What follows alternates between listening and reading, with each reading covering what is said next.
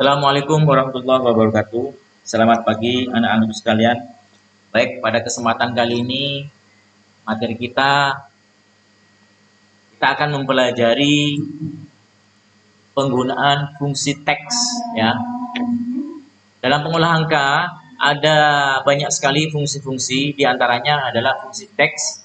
Fungsi teks ini digunakan untuk melakukan salah satunya adalah suatu perubahan, mencari nilai sebuah teks atau mengambil bagian-bagian dari suatu teks sebagai petunjuk dalam sebuah program ya.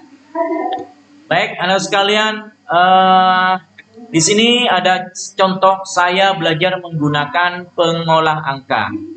Nah, sekarang kita di sini ada fungsi lower, ada fungsi proper ya.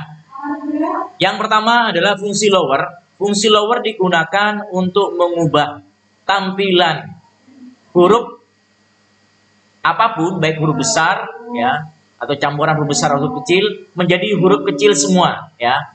Contoh di atas ini saya belajar menggunakan pengolah angka, S-nya besar. Semuanya akan kita rubah menjadi huruf kecil menggunakan perintah lower. Kita awali dengan sama dengan, kemudian kita ketik lower, kita tambahkan kurung buka, kita arahkan ke teks, ke sel yang berisikan kalimat saya belajar menggunakan pengolah angka. Kemudian kita akhiri dengan kurung tutup. Maka hasilnya kalimat menjadi huruf kecil semua ya. Berikutnya adalah fungsi upper. Fungsi upper adalah fungsi yang digunakan untuk mengubah suatu teks atau kalimat menjadi huruf besar semua. Baik, langsung saja kita aplikasikan. Kita awali dengan sama dengan, kita ketikkan upper ya, kemudian kita awali dengan kurung buka, kemudian kita arahkan kepada sel yang berisikan kalimat ya. Kemudian kita akhiri dengan kurung tutup. Kita tekan enter, maka hasilnya adalah akan muncul kalimat saya belajar menggunakan pengolah angka dengan tampilan huruf besar semua ya. Baik, untuk berikutnya adalah fungsi proper. Fungsi proper itu adalah fungsi yang digunakan untuk mengubah tampilan kalimat pada masing-masing katanya di huruf awalnya itu menggunakan huruf besar. Jadi proper itu adalah fungsi yang digunakan untuk mengubah suatu kalimat pada masing-masing katanya di awal hurufnya itu menggunakan huruf besar semua ya. Kita awali dengan sama dengan ya, kemudian kita ketik proper ya, kita awali dengan kurung buka, kemudian kita arahkan pada sel yang berisikan kalimat ya. Kemudian jangan lupa kita akhiri dengan tutup kurung ya. Maka hasilnya adalah pada masing-masing kata huruf awalnya adalah huruf besar semua ya. Kemudian berikutnya adalah join string. Join string ini digunakan untuk menggabung beberapa teks dari beberapa sel ya. Nah, langsung saja kita terapkan, rumusnya adalah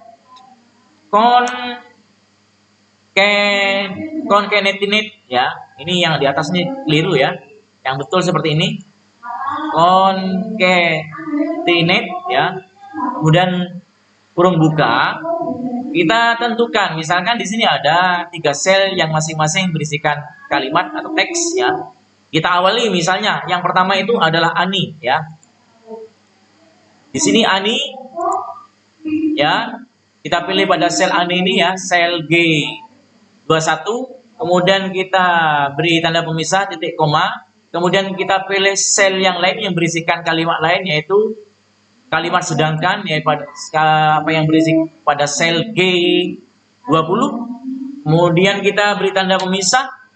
Kemudian kita pilih sel yang berikutnya, sel yang ketiga yang berisikan Budi bekerja di ladang yang berada di posisi sel G22 ya.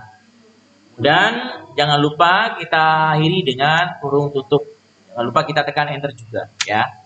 Maka hasilnya ini 3 kalimat dari 3 sel yang berbeda-beda terhubung menjadi satu ya.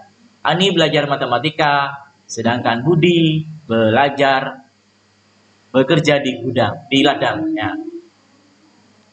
Nah, ini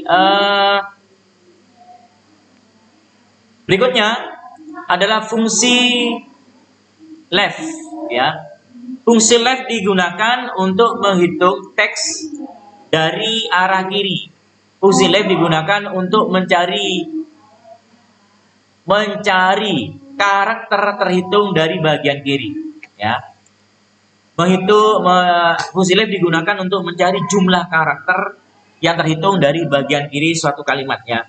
Oke, kita awali, langsung kita terapkan saja. Kita awali dengan sama dengan ya. Kemudian kita ketik left ya. Kemudian kita buka kita ketikkan huruf buka.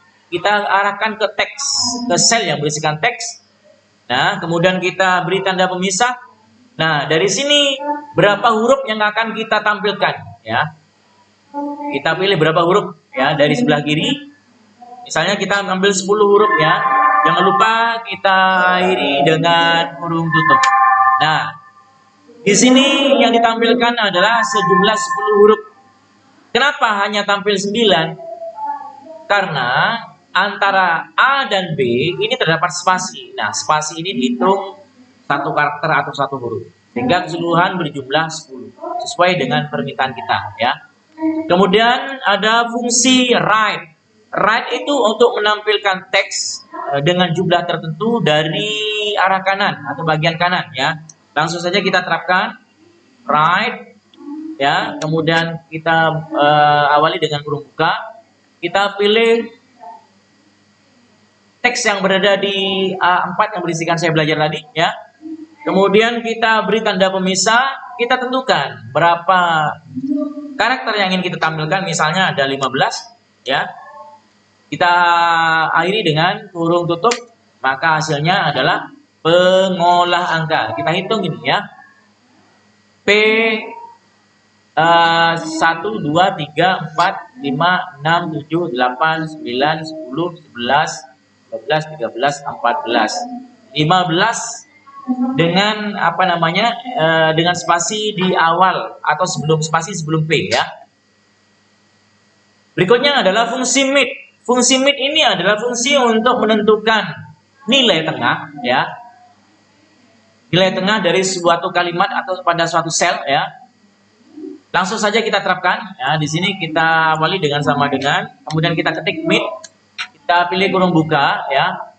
Kemudian kita pilih teksnya ya, atau sel yang berisikan teks ya. Kita tentukan di sini kita mulai dari teks nomor berapa. Misalnya kita mulai dari teks nomor 10 ya. Kita ambil sebanyak berapa ke arah kanan. Kita ambil sebanyak 7 misalkan ya. Kemudian kita akhiri dengan kurung tutup ya. Jadi yang ditampilkan adalah Jarmen ya. Aslinya itu belajar. Jadi terhitung dari kiri adalah 10 1 2 3. Ya, dari sini ya 1 2 3 4 5 6 7 8 9 10. Ya, jadi mulai di JAR jar. Diambil sebanyak 7. 1 2 3 4 5 6 7 ya. Jarmen ya. Oke.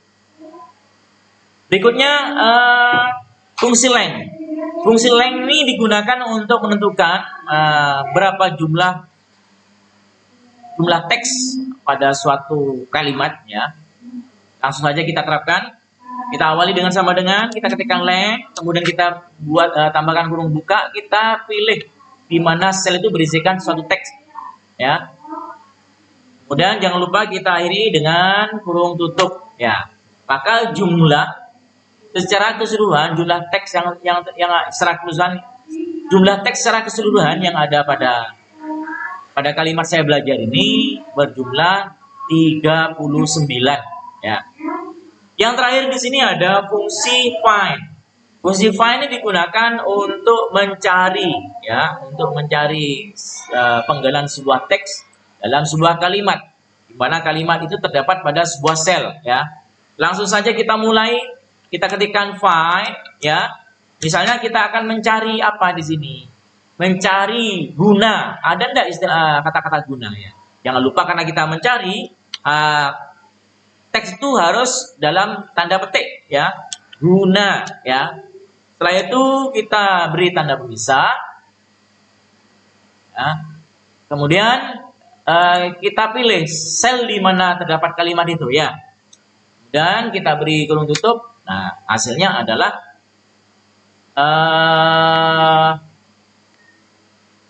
berada di posisi 18 ya, terhitung dari kiri. Jadi find itu berada di posisi nomor urutan 18 yang terhitung dari kiri.